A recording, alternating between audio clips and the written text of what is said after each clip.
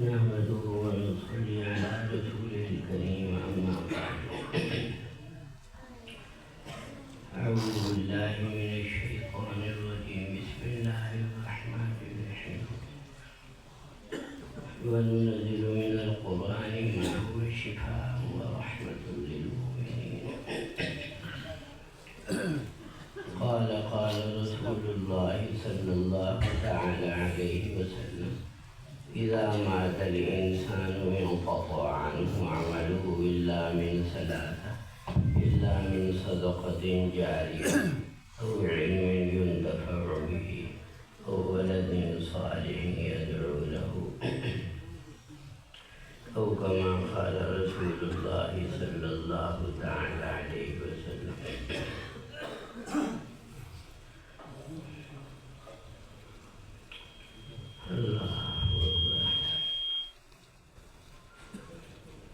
نبی رحمت صلی اللہ تعالی علیہ وسلم نے ارشاد فرمایا اذا مات الانسان، جب انسان فوت ہو جاتا ہے، دنیا سے چلا جاتا ہے، انقطع عنہ عملہ، اس کے عمل کرنے کا سلسلہ بھی ختم ہو جاتا ہے۔ مرنے کے بعد بندہ کوئی نیکی نہیں کر سکتا، کوئی عمل نہیں کر سکتا، اس کے عمل کرنے کا سلسلہ ختم ہو گیا، اعمال نامہ بند ہو گیا۔ لیکن 3 آدمی ایسے ہیں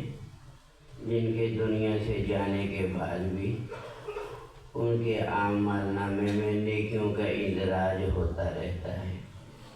اور وہ قبر میں آرام سے میٹھی نیند پڑا سو رہا ہوتا ہے،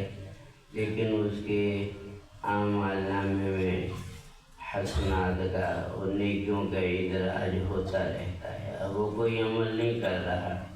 لیکن اس کے نام اعمال میں قیامت تک نیکیوں کا اندراج ہوتا رہتا ہے۔ تو کیسا اللہ پاک نے اپنی رحمت سے یہ سلسلہ بنا دیا، یہ راستہ کھول دیا کہ اب ایک بندہ دنیا سے چلا گیا ہے، اب وہ عمل کرنے سے بیکار ہے، کوئی عمل نہیں کر پا سکتا، قبر میں پڑا ہے، لیکن اس کے نام اعمال کھلا ہوا ہے۔ جس طرح زندگی میں نیک عمل کرتا تھا تو نیکیوں کا ثواب اس کے اعمال نامے میں درج ہو رہا تھا، اب دنیا سے جانے کے بعد بھی اس کے اعمال نامے میں نیکیوں کا اندراج ہو رہا ہے اور قیامت تک ہوتا رہے گا۔ سبحان اللہ۔ فرمایا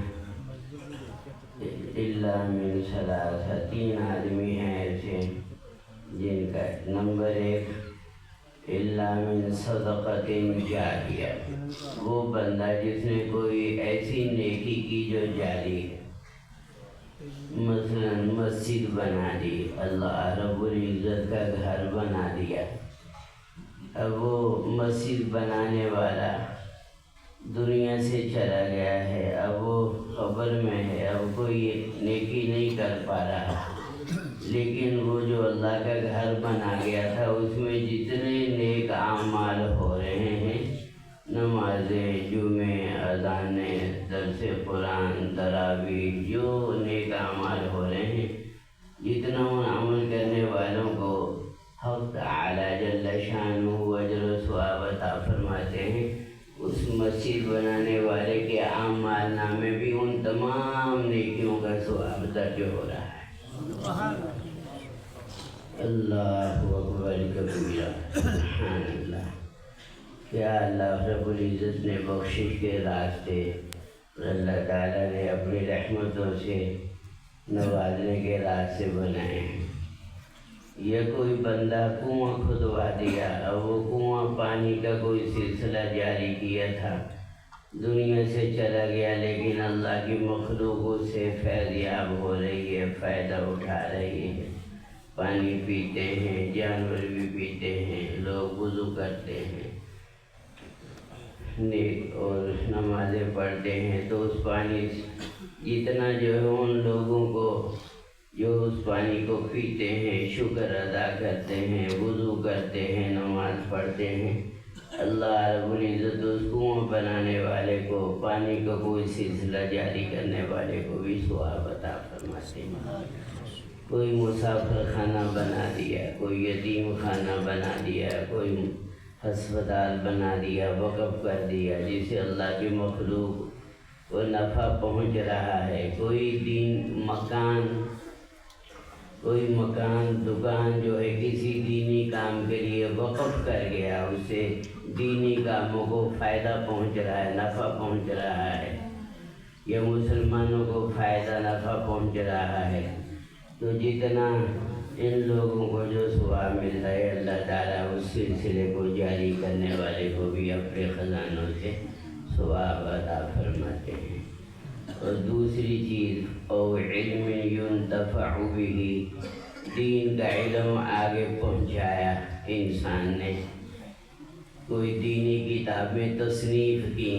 اب وہ قرآن کی تفسیر لکھی، حدیث کی کوئی تشریح لکھی، دینی کتابیں اس نے تصنیف کی،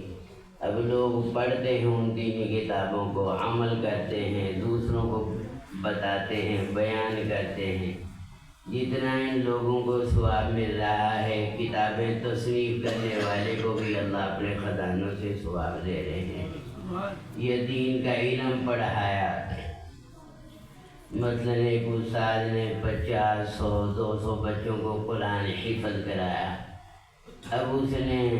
وہ بچے، اب وہ استاد دنیا سے چلے گئے، لیکن بچے قرآن پڑھ رہے ہیں، آگے پڑھا رہے ہیں،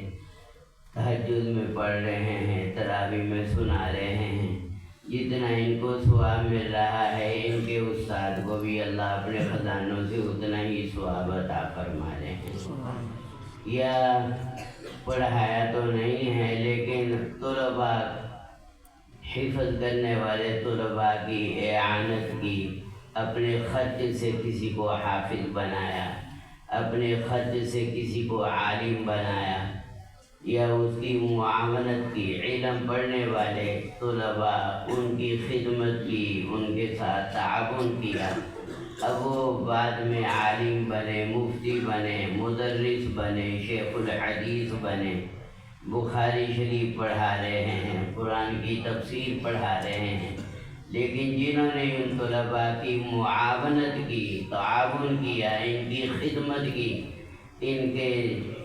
ضروریات کی کفالت کی، ان کے ساتھ جو ہے معاونت کی، ان کا بھی حصہ ہے، ان کے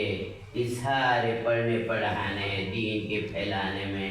بخاری شریف پڑھانے میں جتنا ان کا ثواب ہے، جو ان کا معاون بنا، جن نے ان کے ساتھ تعاون کیا، اللہ جل شانہ اپنے خزانوں سے ان کو بھی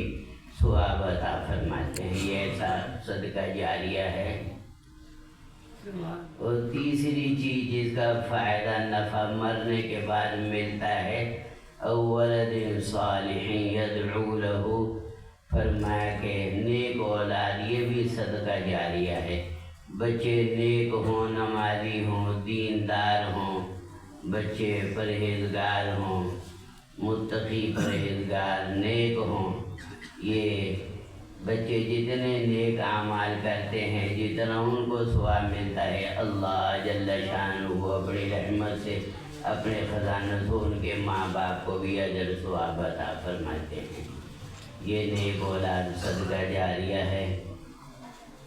ہماری بخشش کا، نجات کا ذریعہ ہے۔ حدیث پاک میں آتا ہے، اللہ تعالیٰ اپنے بندے کا جنت میں درجہ بلند فرماتے ہیں۔ ان اللہ تعالی لَيَرْفَعُ الدَّرَجَةَ لِلْعَبْدِ الصَّالِحِ فِي الْجَنَّةِ، اللہ پاک اپنے بندے کا جنت میں درجہ بلند فرماتے ہیں، پرموشن اور ترقی عطا فرماتے ہیں۔ بندہ پوچھتا ہے، اے پروردگار رب العزت، جو آپ نے میرا درجہ بلند فرمایا، مجھے جنت میں اوپر والا درجہ عطا فرمایا، اے اللہ اس کا سبب کیا بنا، کس وجہ سے یہ میرا درجہ بلند ہوا؟ حدیث پاک میں آتا ہے، نبی پاک علیہ السلام نے فرمایا، اللہ تعالیٰ فرماتے ہیں اس بندے کو، اللہ پاک فرماتے ہیں بِاِسْتِغْفَارِ وَلَدِكَ لَكَ، تیرے بیٹے نے تیرے لیے دنیا میں بخشش کی دعا کی۔ تو اولاد صدقہ جاریہ، بچے نمازی ہوں تو بچہ پھر ہر نماز میں تشہد میں کہتا ہے ربنا اغفر لی ولی والدیہ، تو ماں باپ کی مغفرت کی دعا کرتا ہے، ان کے درجے بلند ہوتے ہیں۔ اور اللہ حافظ قرآن کے والدین کو قیامت کے دن نور کا تاج پہنائیں گے، جس کی روشنی سورج سے زیادہ ہوگی، اور اللہ رب العزت ایسا لباس پہنائیں گے کہ ساری دنیا اس کی قیمت نہیں بن سکتی، باقی یہ دنیا ختم ہونے والی ہے۔ تو ہمارے حضرت رحمۃ اللہ فرماتے تھے 5 کہف ہیں، جس طرح صحابہ کہف آپ کو پتہ ہی ہے نا کہ کچھ نوجوان جن کو کافر بادشاہ نے کہا تھا کہ ایمان چھوڑ دو ورنہ میں تمہیں قتل کر دوں گا، وہ اپنا ایمان بچانے کے لیے ایک وہاں سے نکل پڑے، کتا بھی ان کے ساتھ تھا ایک، تو وہ ایک غار میں چلے گئے، اللہ نے ان کے اوپر نیند طاری فرما دی۔ قرآن میں یہ واقعہ 309 سال تک 9 سالوں پر اللہ نے ان کو غار میں سلائے رکھا، اللہ پاک نے ان کی حفاظت فرمائی، ان کو کوئی مٹی نے ان کے جسم کو خراب نہیں کیا۔ پھر وہ جب اٹھے تو ان کو ایسے لگا جیسے 1 دن سوئے ہیں یا آدھا دن سوئے ہیں، ان کو 300 سال ایسے لگے۔ ہمارے حضرت فرماتے تھے آج کے زمانے میں بھی 5 کہف ہیں۔ کتنے کہف ہیں؟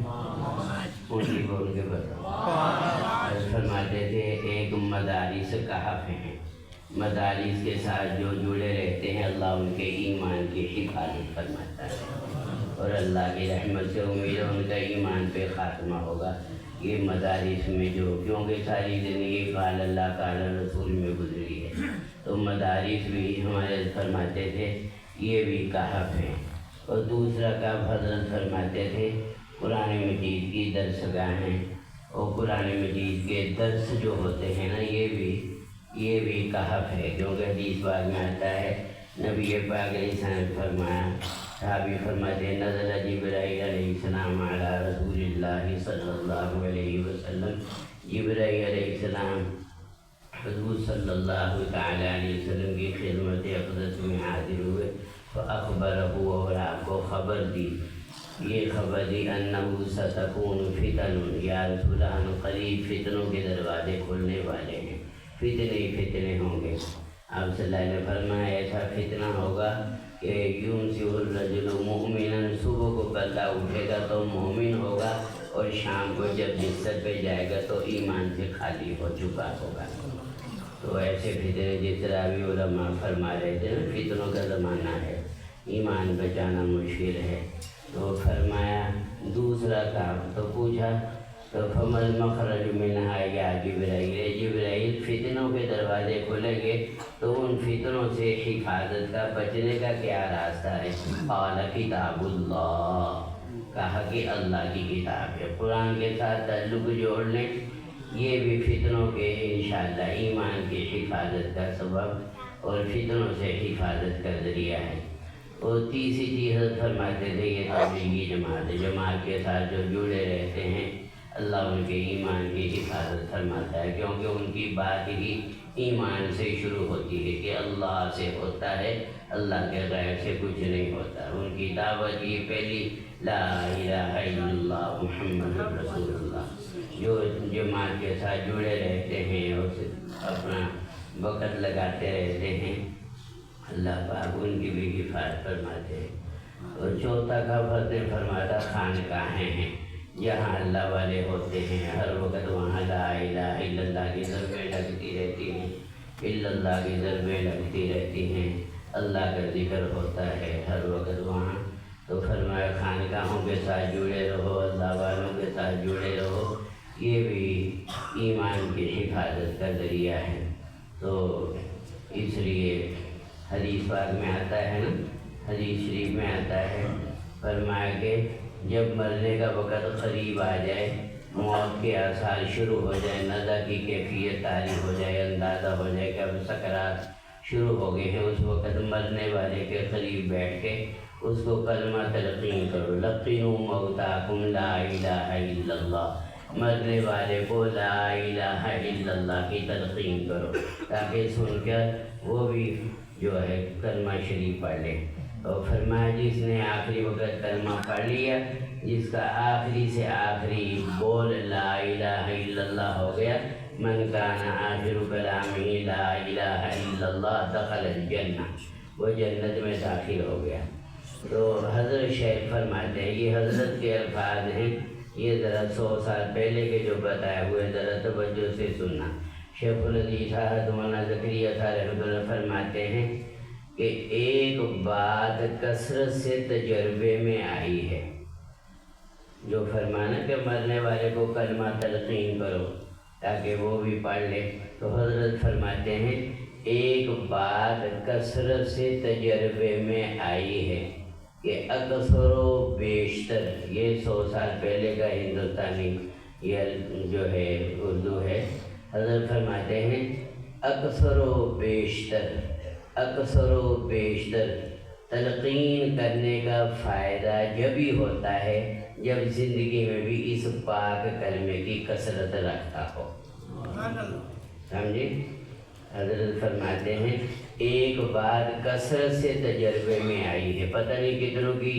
جان نکلتی ہوئی دیکھی ہوگی حضرت نے، اور کتنوں کو آخری وقت کلمہ تلقین کیا ہوگا۔ حضرت فرماتے ایک بات کثرت سے تجربے میں آئی ہے کہ اکثر و بیشتر کلمہ تلقین کرنے کا فائدہ جب ہی ہوتا ہے جب زندگی میں بھی اس پاک کلمے کی کثرت رکھتا ہو۔ تو زندگی میں بھی جو لا الہ الا اللہ کی ضربیں لگاتے رہتے ہیں، آخری وقت بھی انہی کی زبان پہ کلمہ جاری ہوتا ہے اور تلقین کا فائدہ انہی کو ہوتا ہے۔ اور 5ویں چیز جس طرح بھی فرما رہے تھے اپنا گجر صاحب ماشاءاللہ، اور 5ویں چیز ہمارے فرماتے تھے 5ویں کہف جو ہے وہ حرمین شریفین ہیں، جو حرمین شریفین سے محبت کرتا ہے حاضری دیتا رہتا ہے، حرمین شریفین کے ساتھ عقیدت محبت کا تعلق، وہاں جاتا ہے ماشاءاللہ۔ کتنے کئی ساتھی وہاں ابھی مل کے گئے، انہوں نے بتایا کہ ابھی ہم نے جو ہے وہ مسجد نبوی شریف میں اعتکاف کی نیت سے جا رہے ہیں، وہاں اعتکاف کرتے ہیں، حرمین شریفین میں حاضری دیتے ہیں۔ فرمایا اللہ پاک ان کے بھی ایمان کی حفاظت فرماتے، ان کا بھی ایمان پہ خاتمہ ہوتا ہے۔